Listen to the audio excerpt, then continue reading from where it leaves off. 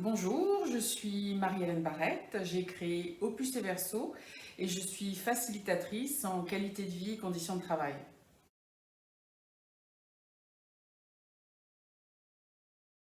Donc moi, je m'appelle Agnès Grisard, j'ai fondé Andante, société à travers laquelle je propose des services aux entreprises pour augmenter la performance de l'entreprise à travers la relation.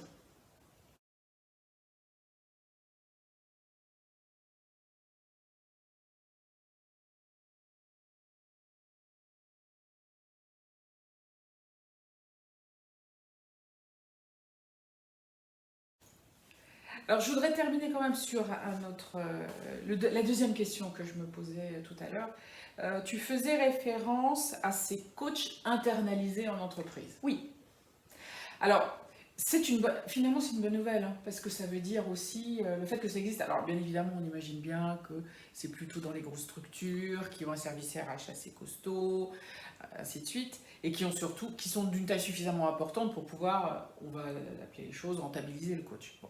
Mais internaliser un coach, l'idée est assez plaisante parce qu'on se dit quand même, il sait qu'il y a une vraie prise de conscience que on peut et on doit aussi accompagner les personnes à certains moments de leur carrière.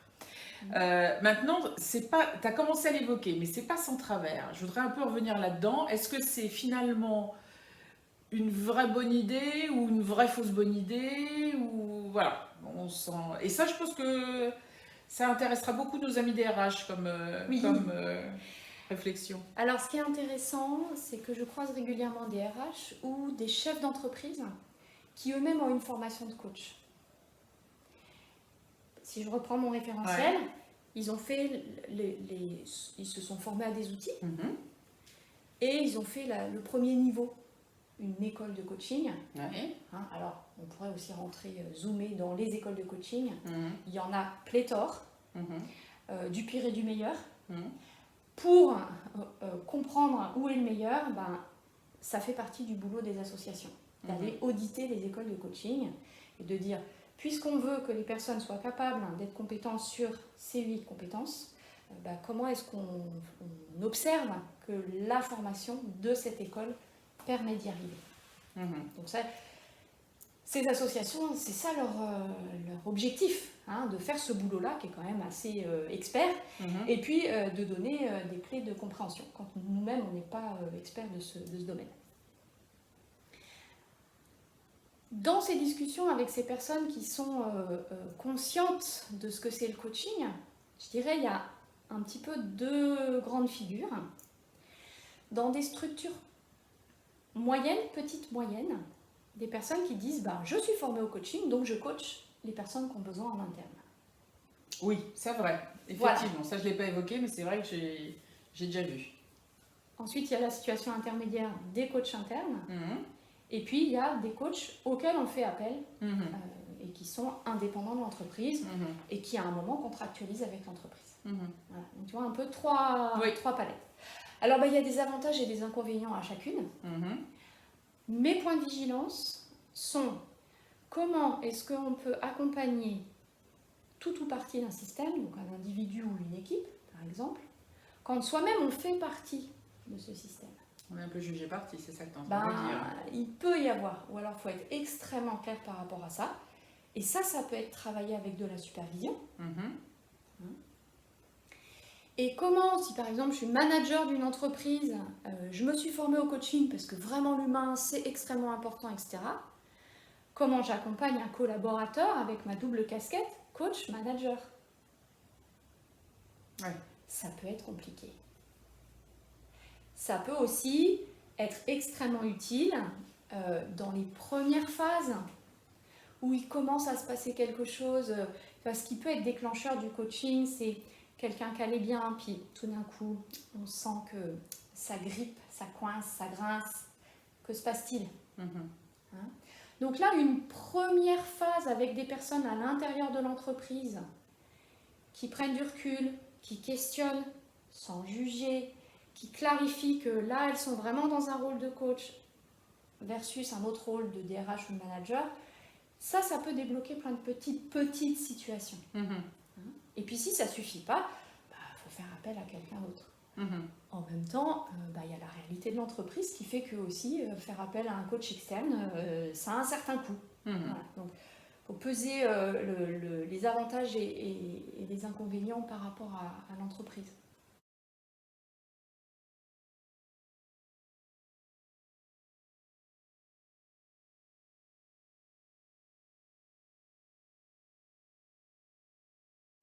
Le coach qui est extérieur au système, extérieur à l'entreprise, extérieur à l'équipe, a un regard qui est différent et qui est neutre.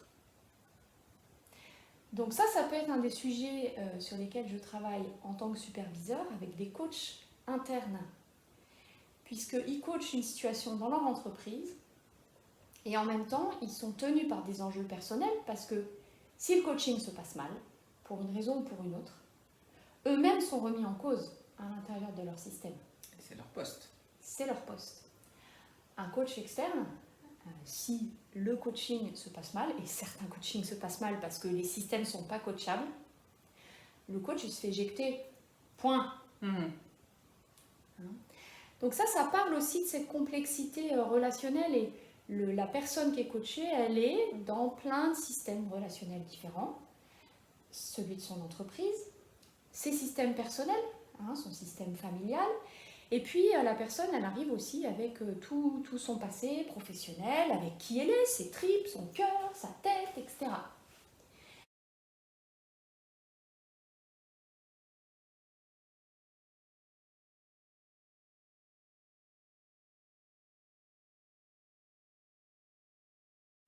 Tu me tends la perche pour une dernière question que je n'avais pas forcément prévue, mais je pense qu'il faut en parler. C'est le prix. Ah! Alors, sujet extrêmement intéressant. La semaine dernière, il y avait un fil LinkedIn, donc avec des prix, des tarifs du coaching propulsés par ICF au niveau mondial. Ouais. Et ce qui était intéressant, c'était pas tellement les prix, c'était la discussion qui suivait. J'avais jusque-là, dans ma vision, le fait que parler argent en France, c'est pas très confortable, voire c'est complètement tabou. Oui, on a un peu cette idée-là, Voilà. effectivement. En fait, c'est beaucoup plus mondial que franco-français, manifestement. Je pense que ça fait partie du job du coach d'aborder cette question. Mhm. Moi, j'ai pas le même tarif quand je bosse en PME, en ETI, en groupe mondial. Mhm. Évidemment. Ni quand tu coaches en français ou en anglais. Ni quand je coach en français ou en anglais, ni quand je coach un individu ou une équipe. Oui, bien sûr. Voilà. Mhm. Donc, je fais une connexion entre mon tarif et la complexité de la mission. Mhm. Donc, en fait, je ne travaille que sur mesure. Donc, dire le coaching, ça vaut tant, c'est déjà un petit peu biaisé. Tu vois, Donc, tant de l'heure. Ce que je peux voir, qu'est-ce que tu penses de ce qu'on peut voir sur les réseaux sociaux, un coaching à forfaitaire qui inclut je ne sais combien de vidéos, 5 réunions, voilà, pour tant. Alors, c'est un package. Oui, c'est un package, c'est une formule. Pourquoi pas? Ouais. Ça dépend vraiment de ce que tu as besoin d'acheter. Est-ce que tu as besoin d'acheter quelque chose qui est assez packagé, qui a déjà été testé, qui roule dans bon nombre de cas? Oui. Ou est-ce que tu as une situation avec un niveau de complexité et tu as besoin de faire du sur-mesure, de la dentelle dans cette entreprise-là, à ce moment-là de la vie de l'entreprise? Donc, tu n'achètes pas la même chose. Oui. Autre chose qui complexifie le choix d'achat, c'est que s'il y a un tarif horaire qui est affiché, ça ne dit rien du nombre de séances pour arriver à l'objectif. On est d'accord. Donc pour sortir en fait de cet écueil, alors moi je peux avoir un côté assez structuré, donc j'ai fait des stats en me disant voilà, depuis que j'ai commencé à travailler sur les coachings individuels, en gros en moyenne je travaille combien d'heures avec un client pour qu'il aboutisse. Donc ça c'est mon retour sur expérience personnelle. Donc ça c'est une voie d'approche. Et puis il y a aussi le fait qu'avant d'écrire le contrat de coaching, il y a une discussion préalable. Oui. Il peut y avoir là sur les systèmes coachés en entreprise, des équipes, etc. Il peut y avoir avant de faire la proposition de coaching un audit. Donc ça, c'est une prestation en tant que telle. Mhm. Où, ça, je pense que là, nos métiers se recouvrent énormément. C'est bonjour, vous êtes collaborateur dans telle branche de l'entreprise en charge de ça, ça. Toutes les questions autour de ça se passe comment votre travail en ce moment. Tout à fait. Donc ça permet de glaner des informations sur ce qui se passe dans ce système. Et les signaux qui peuvent éventuellement être des manifestations de dysfonctionnement. Alors pour rassurer nos DRH, l'idée c'est de se dire qu'effectivement, il y a quand même, quand on a affaire à un coach d'expérience, une capacité à partir d'une situation préanalysée, capacité à dire peu ou prou, on va se tourner autour d'une organisation qui va prendre tant de temps et qui va s'organiser comme ça. Ce qui ne veut pas dire qu'on va forcément rentrer dans cette enveloppe, peut-être moins, peut-être plus, on verra. Mais par contre, effectivement, c'est un élément de rassurance parce que nos DRH, comme n'importe qui d'autre, ils ont un budget qui est à respecter. Et donc, dès qu'il faut rester cohérent avec ce budget et éviter de le dépasser. Oui, absolument. Donc, les coachs professionnels qui travaillent selon les règles de l'art font un premier entretien pour essayer de voir ce qui se passe, quels sont les objectifs et comment répondre à ces objectifs, voire se rendre compte que la mission n'est pas faisable. Ça peut arriver. Oui. Quand tu parles par exemple de personnes qui n'ont pas envie d'y aller, qui n'ont pas envie de se remettre en cause, etc., là c'est au coach de percevoir ça. Et si cette résistance est trop forte, la personne n'est pas coachable. Il y a d'autres étapes avant, simplement. Donc ça, c'est une grande liberté aussi du coach externe. C'est de dire, en fait, non, là, c'est pas coachable. Je suis pas la bonne personne pour ça. Alors, pour terminer l'ensemble, est-ce que tu pourrais... Alors, l'exercice va être très compliqué, ce que je vais te demander. Mais ce qui serait bien, c'est... On a dit plein de choses. C'était passionnant et je te remercie beaucoup de tous ces éclaircissements et de toute la clarté que tu as pu amener sur toutes ces questions. Mais si tu devais, je dirais, s'il y a 3-4 points qui te semblent que tu pourrais résumer là en 2 phrases, chacune pour dire ça c'est primordial dans votre approche et dans votre réflexion pour construire un bon accompagnement.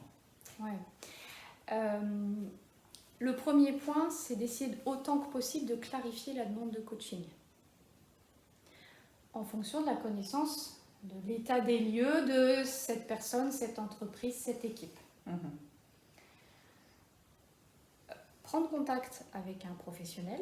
Donc les professionnels du coaching sont sur les annuaires des associations, avec la clé de lecture du niveau de professionnalisation.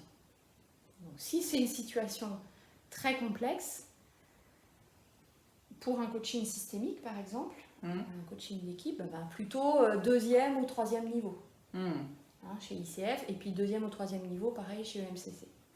Parce que c'est des personnes qui ont déjà de la bouteille, qui sont déjà aguerries et qui pourront effectivement investiguer et éventuellement proposer une mission de coaching. Faire appel éventuellement à son réseau, parce que moi la plupart de mes missions arrivent par recommandation, c'est-à-dire des personnes avec lesquelles j'ai travaillé et qui parlent à leur entourage en disant voilà, j'ai travaillé avec Agnès, pour mon équipe, on a fait ci, on a fait ça, voilà les bénéfices, je la recommande. Ça c'est important aussi, pas que, mais c'est important aussi parce qu'évidemment on est dans l'humain, donc le relationnel est tout à fait primordial. Et puis s'appuyer aussi sur la volonté plus ou moins développée du système interne à essayer de trouver d'autres solutions par rapport aux inconforts ou aux écueils rencontrés à ce moment-là dans l'entreprise. Bien, merci beaucoup Agnès, c'était passionnant une fois de plus. Merci pour tes questions, parce que, comme tu le sens, je suis passionnée par mon métier. Oh là oui, ça se sent.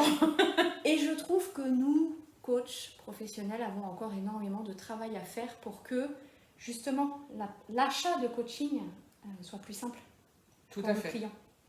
Écoute, c'est effectivement l'objectif qui était derrière cet entretien. Merci une fois de plus, Agnès.